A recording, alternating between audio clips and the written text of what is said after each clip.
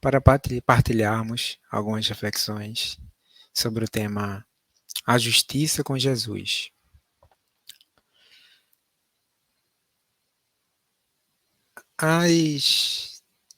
Os exemplos, os textos escritos sobre Jesus influenciaram muito a justiça humana. E ainda temos muito a refletir nesse progresso rumo à perfeição que vamos aprendendo a cada dia pelos ensinamentos de Jesus e pelo detalhamento que os missionários de Jesus vêm trazendo por meio da mediunidade, dos textos mediúnicos, que vem detalhando essas informações sobre o que seria a justiça, o que seria a justiça divina, como devemos agir diante de diversas situações que nos surgem. E para a reflexão de hoje, trouxe um texto que está no livro Na Estante da Vida, que nos foi trazido pelo espírito Humberto de Campos e psicografado por meio do médium Chico Xavier. E as duas personagens desse texto é Jesus, o espírito mais evoluído que já reencarnou na Terra, como nos informa o Livro dos Espíritos, e como temos no livro O Caminho da Luz, é o governante, Jesus é o governante do nosso planeta, o governante espiritual, dirigindo todos os trabalhos,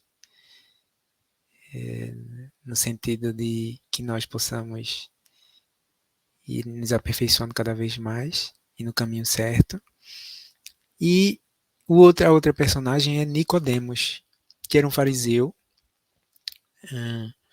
ou seja, era do grupo predominante dos judeus. Tinha os judeus e os judeus eram divididos em diferentes grupos, diferentes entendimentos quanto à religião judaica. Então, dentre esses diferentes grupos, tinha os fariseus, que eram o predominante, e Nicodemos era um líder, não era apenas um fariseu, era um líder fariseu, que integrava o Sinédrio, que era o principal órgão de decisão dos judeus, de julgamento, inclusive, das pessoas. E é interessante que Nicodemos, como para nós entendermos um pouco da personagem que vamos falar, Nicodemos ele acompanhava o Jesus tomado de vivo interesse pelos seus elevados princípios. E, embora ele fosse fariseu, ele percebia ali nos ensinamentos de Jesus elevados princípios. Por que eu disse embora ele fosse fariseu? Porque muitos fariseus acabavam por ir contra os ensinamentos de Jesus, porque ficavam muito apegados aos ensinamentos literais que tinha no Velho Testamento. Mas Nicodemos não. Ele percebia ali ensinamentos elevados de Jesus e buscava compreender. Então, isso é o que nos diz no livro Boa Nova, nos trouxe o Espírito Humberto de Campos, dizendo que Nicodemos era um fariseu notável pelo coração, bem formado, ou seja, a parte sentimental, e também pelos seus dotes de inteligência. E pelos evangelhos, vamos ver referências a Nicodemos, dizendo lá em João, capítulo 3, que ele era o líder dos judeus, dizendo em João também no capítulo 7, que Nicodemos defendeu Jesus antes de Jesus ser preso, estava tendo um diálogo dentro do Sinédrio, que era o órgão de julgamento dos judeus, o órgão de decisão dos judeus, e Nicodemos, ouvindo o debate que queriam a prisão de Jesus, ele coloca, está lá no Evangelho de João, capítulo 7, Nicodemos se coloca dizendo o seguinte: acaso nossa lei julga um homem sem antes ouvi-lo e saber o que fez? Então, uma personagem importante que aparece lá nos textos do Novo Testamento, e lá no final do Evangelho de João também, no capítulo 19, vai falar que Nicodemos foi um dos que auxiliaram no sepultamento do corpo de Jesus. Então, esse texto que vamos agora começar a refletir, ele vai referir a um período em que é contada essa história pelo próprio Nicodemos no plano espiritual e que o espírito Humberto de Campos nos traz essa história que foi contada pelo próprio Nicodemos. E Nicodemos refere-se nesse texto a momentos, a tempos após a crucificação de Jesus, em que tinha ocorrido uma aparição de Jesus, uma materialização de Jesus em que em torno de 500 pessoas viram, e é conhecido isso pelos 500 da Galileia, e também está referido lá no livro Boa Nova, esse acontecimento, no capítulo 29. E depois desse acontecimento, que muitas pessoas ouviram falar, né, que Jesus tinha aparecido para tantas pessoas, além das outras aparições em que ele tinha ocorrido para um número menor de pessoas, como os discípulos. Temos então que Nicodemos, ele, ante os ensinamentos de Jesus, né, os ensinamentos divinos, ele tinha muitas dúvidas. Ele experimentava o entrechoque a respeito das ideias de justiça e misericórdia, de responsabilidade e perdão. De que maneira conciliar o bem e o mal? Como estabelecer a diferença entre o prêmio e o castigo? Então, são dúvidas que muitas vezes nós temos, não é? Encontramos situações que nós percebemos que deve ser feita, de certa forma, a justiça, mas essa justiça, de que forma ela se equilibra com a ideia de misericórdia? E aqui justiça está colocado no sentido de ser responsabilizado pelo que fez, né? Ele coloca, e nesse sentido é que ele fala em responsabilidade e perdão. Como conciliar isso, né? A pessoa fez algo, deve ser responsabilizado, mas e a ideia de perdão? Então, ele coloca essas dúvidas e ele está com essas dúvidas e ele é atormentado perante essas ideias. Ele, sabendo que Jesus tinha aparecido para os 500, quando ele estava próximo ao lago, que Jesus costumava se reunir com a população para ensinar os ensinamentos divinos, ele suplicou a palavra de Jesus e Jesus apareceu. De fato, Jesus apareceu e, aproximando-se de Nicodemos, perguntou: Nicodemos, que pretendes de mim? E então Nicodemos falou o seguinte: Senhor, tenho pensamento em fogo, tentando discernir sobre retidão e delinquência, bondade e correção. E ele pergunta, faz a primeira questão: por que banqueaste? Por que te banqueaste? Banqueteaste? Por que te banqueteaste com pecadores? Ou seja, por que ele se reuniu tantas vezes com o que os fariseus consideram os pecadores, né? Digamos, pessoas que possam ter algum vício, seja, por exemplo, algo relacionado a drogas, algo relacionado à sexualidade, algo relacionado a algum, alguma questão de inveja, alguma questão relacionada à avareza. Então, por que perguntou a Jesus, por que te reuniste, né, te banqueteaste de forma fraterna, muitas, né, com os pecadores, e por outro lado, tanta vez, quase rudemente, se referiu aos fariseus, que são leais seguidores de Moisés. Ou seja, por um lado, se reuniu fraternalmente com os pecadores, que ele chama pecadores, segundo a visão, né, farisaica. E por outro lado, criticou, não chega a ser rudemente, mas uma crítica enérgica aos fariseus. E aí, ele complementa: estão essas pessoas, de vida impura, que eles chamam os pecadores de vida impura, erradas, e aquelas outras que se mostram, e erradas aquelas outras que se mostram fiéis à lei? Ou seja, estão certas aquelas outras pessoas que consideradas pecadoras pelos fariseus e que de fato eram pessoas imperfeitas como todos nós, mas que Jesus acabava por se reunir com aquelas muitas vezes que tinham mais problemas morais, e por outro lado estavam errados os fariseus. Então Jesus vai esclarecer o seguinte: ele nunca disse que os pecadores estão no caminho justo, mas afirmei que não vim ao mundo socorrer os sãos, e sim os enfermos. Então aqui Jesus traz já um princípio, uma regra, uma lei divina muito importante, que o conhecimento, né, a evolução, tudo aquilo que temos de bom é para ser usado em auxílio dos outros que precisam. Então Jesus veio dizer que se ele se reuniu com pessoas consideradas pecadoras, porque ele veio para auxiliar essas pessoas. Então, nos traz aí a ideia de auxílio, caridade,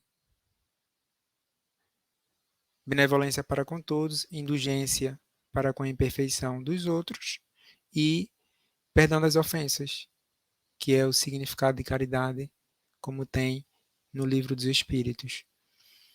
Então, mas ele continua, porque aqui ele respondeu porque ele esteve reunido com, digamos, os pecadores.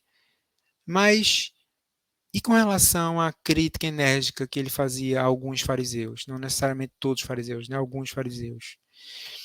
Então, que eram muito apegados à letra da lei, a ponto de questionar, por exemplo, porque Jesus estava a curar no sábado.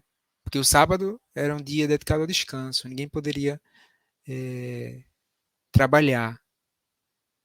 E Jesus estava a curar as pessoas. Então, né, a visão literal, a interpretação literal do Velho Testamento que muitos fariseus fazia com que eles condenassem o fato de Jesus curar as pessoas, né? As pessoas cegas passarem a ver, as pessoas paralíticas voltarem a andar. Chegava ao ponto de criticar, né, algo tão impressionante que eram as curas que Jesus fazia. Então, Jesus vai esclarecer o seguinte, com relação a essa questão, porque ele criticava energicamente os fariseus. Quanto aos princípios de santidade, que dizer dos bons que detestam os maus? Dos felizes que desprezam os infelizes? Se todos somos filhos de Deus. Então, o que Jesus disse aqui, por outras palavras, é que boa parte dos fariseus, pelo menos os fariseus que ele criticou durante, né, a sua jornada, foi aqueles que buscavam detestar os maus e que desprezavam os infelizes. Se consideravam bons, seguidores da lei divina, mas considerava que outros eram maus, que não eram seguidores da lei divina. Que eles eram felizes e deviam desprezar os infelizes. O que vai justamente contra o que Jesus buscou fazer, que é dito aqui no início, né, que ele veio ao mundo não para socorrer os sãos, os que são saudáveis. Ele vem ao mundo para socorrer os enfermos. Então, o que vai contra o entendimento, né, de muitos fariseus, no sentido de que nós,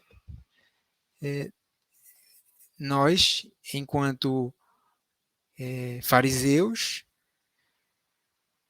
devemos nos afastar, desprezar as pessoas que não seguem a lei, enquanto a ideia que Jesus veio pregar é acolher essas pessoas, auxiliar essas pessoas, todas as pessoas, porque todos somos filhos de Deus, como ele diz aqui no final, todos filhos de Deus. Então, nessa passagem ele já deixa uma reflexão muito interessante sobre a questão da justiça, porque a justiça tem a ver com a misericórdia. Aquela pessoa que está em uma situação equivocada, pela misericórdia divina, ela tem sempre a possibilidade de ser auxiliada. E nós todos aqui, enquanto humanidade, estamos aqui para desempenhar o papel de auxiliar um ao outro, seja no âmbito familiar, seja no âmbito do trabalho, seja no âmbito do lazer, seja no âmbito da vizinhança, seja em qualquer âmbito que nós nos encontremos, no trabalho voluntário, para auxiliar um ao outro. Então, à medida que evoluímos, vamos cada vez mais compreendendo o nosso papel de auxiliar a todos, principalmente os mais necessitados. Seja essa necessidade material, precisar de bens, alimento, né, roupa, um lugar para morar, e também os aspectos morais. Precisar de alguém que possa escutar a situação, né, dar atenção, uma pessoa que possa dar alguma ideia positiva, uma palavra positiva, possa pensar junto em alguma solução, direcionar para um caminho positivo. E então Jesus deixou a mensagem de que é justamente naquelas quando a gente percebe algo errado nas outras pessoas, né, que a gente compreende como errado, né, podemos estar enganados, que a gente compreende como errado, como equivocado, devemos ter então nos fazer uma pergunta: como eu posso ajudar aquela pessoa? Muitas vezes podemos ajudar de uma forma material, se a pessoa está próxima e ela precisa de uma ajuda material. Podemos ajudar de uma forma com, com a palavra, também uma questão moral, uma conversa, um misto, né, de material com moral, né? Dar um livro para a pessoa, né, que vai ter conteúdos ali morais, que vai auxiliar a pessoa a ter pensamentos mais positivos. Então, tem situações também que a pessoa vai estar distante. Então, mesmo situações em que as pessoas estão distantes, nós podemos auxiliar. Moralmente, com a facilidade, materialmente, com a facilidade que temos hoje em dia de mobilidade dos bens, enviar bens necessários, mas também moralmente, mesmo à distância, podemos, por meio da comunicação facilitada hoje em dia, nos comunicar com as pessoas, passar uma mensagem de, de bons pensamentos, de vibrações positivas, de boas ideias. E tem mesmo aquelas pessoas que nós nem conhecemos e nem temos contato com elas. Ou seja, podemos ver notícias na televisão, podemos ver notícias na internet, podemos ver notícias pelo telemóvel e podemos ver situações que nos levem a ficar impressionados com algo negativo na televisão, na internet, no telemóvel. E se nós vermos algo de negativo que alguém possa ter feito, a nossa ideia deve ser a mesma, auxiliar. Porque mesmo à distância, a gente pode auxiliar com o pensamento, que é uma das grandes contribuições que o Espiritismo vem nos trazer, nos detalhar, de que o nosso pensamento tem um poder muito grande. Então, quando nós pensamos em alguma situação, em alguém, esse nosso pensamento, ele é emitido, direcionado àquilo que estamos a pensar, àquela pessoa que estamos a pensar. Então, a depender da sintonia vibratória, nós vamos sintonizar com o pensamento da outra pessoa e vamos mandar energias positivas, vibrações positivas ou negativas. Estamos aí agindo ou não com misericórdia, a depender do nosso pensamento. E, além disso, à medida que nós pensamos em um padrão vibratório mais elevado ou menos elevado, vamos ficar também sujeitos a receber informações nesse padrão vibratório. Então, estamos pensando, né, estamos com pensamentos elevados, então vamos ficar num nível vibratório para recepcionar pensamentos elevados, pensamentos bons, ideias boas, inspirações boas, seja de espíritos encarnados, que também podem emitir energia, pensamentos, assim como as emissões dos espíritos desencarnados, que também podem sintonizar conosco. Então, essa resposta de Jesus deixa muito claramente a importância e a responsabilidade que temos quando nós vamos aprendendo cada vez mais sobre o funcionamento da evolução dos espíritos, da nossa evolução, a necessidade que temos de ter uma percepção menos separativista, menos exclusivistas, menos partidarista, menos segregativista, para buscarmos nos vermos todos como irmãos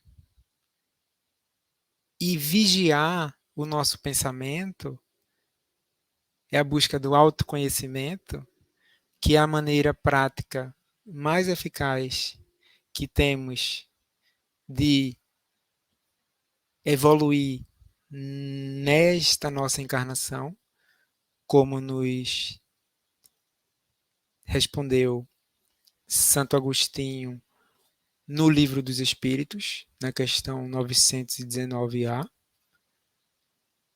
é nós, a todo momento, estarmos vigilantes para ver se o nosso pensamento, o nosso sentimento, ele não se voltou para vibrações negativas, sentimentos de desejar o mal para alguém. Né?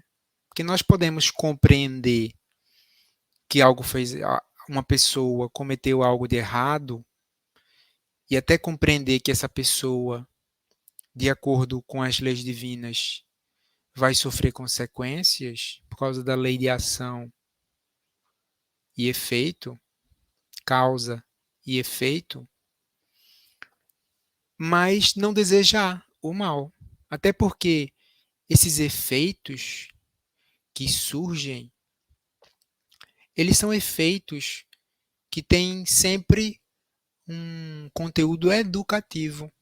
Mesmo uma pessoa que faz algum mal e no futuro vai ter que resgatar esse mal na própria encarnação ou numa encarnação posterior,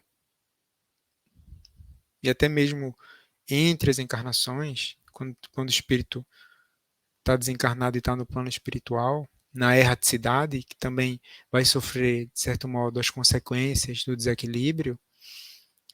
Então, mesmo que o espírito vai expiar por causa das ações que cometeu, essa expiação tem um viés educativo, tem um conteúdo educativo para o espírito perceber, compreender que aquilo que ele fez de mal ao outro é algo que impacta, que causa muito desagrado ao outro. Assim como ele vai sentir de um modo não necessariamente igual, vai sentir algo análogo para trazer essa compreensão. Porque se nós, muitas vezes, por meio, né, de um auxílio, uma boa orientação, não conseguimos ou não nos esforçamos no sentido de buscar o melhor caminho, o caminho de melhor orientação, quando nós nos desviamos, nós vamos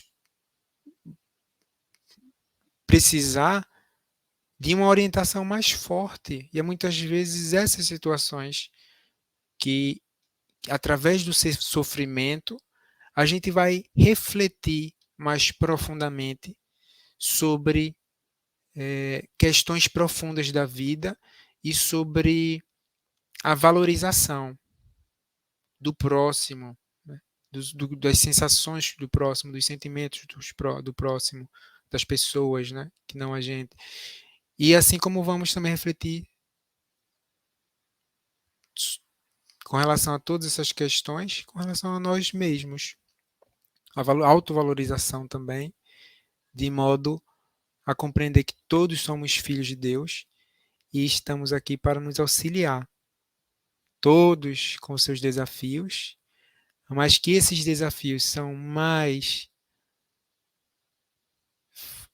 digamos, facilmente superados se houvesse auxílio recíproco que Deus, por meio da sua misericórdia, permite, por meio da sua justiça misericordiosa, permite que nós possamos estar aqui em um sistema que nós podemos ajudar uns aos outros e nós temos, né, regra geral, tempo, disponibilidade para auxiliar, recursos, né, financeiros, psicológicos, morais, para auxiliar. Todo mundo tem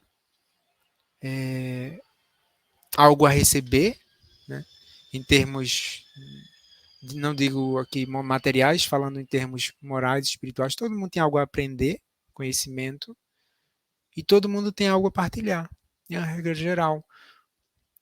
É a riqueza do planejamento divino que permite a gente estarmos aqui, reunidos uns aos outros, para partilhar desse banquete em que podemos nos auxiliar e auxiliar os outros a evoluir juntamente conosco. Então, fica a reflexão no sentido de que todo conhecimento que nós aprendemos aumenta a nossa responsabilidade em auxiliar os mais necessitados,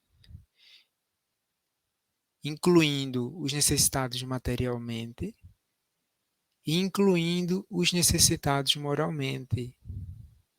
Quando vermos pessoas que cometeram equívocos, pensemos positivamente para que ela possa melhorar, para que Deus auxilie aquela pessoa a refletir, a melhorar, a seguir um caminho melhor, e que nós, se possível, estejamos presentes para auxiliar, não só por meio de uma oração que ajuda muito, mas se tivermos também proximidade, possamos auxiliar presencialmente, seguindo os ensinamentos de Jesus, e que podemos fazer aqui uma, digamos, adaptação para dizer que o conhecimento que nós aprendemos a cada dia, ele vem não para nós simplesmente exaltarmos a bondade, mas como um instrumento que nos permite auxiliar cada vez mais os necessitados, sejam os materialmente, sejam os moralmente. E que possamos, a cada dia, seguir os ensinamentos, os exemplos que Jesus nos trouxe, sendo conhecido os discípulos de Jesus, como ele nos disse, pelo amor, pela caridade,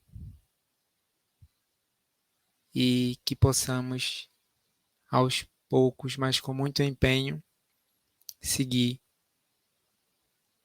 os ensinamentos que Jesus nos trouxe.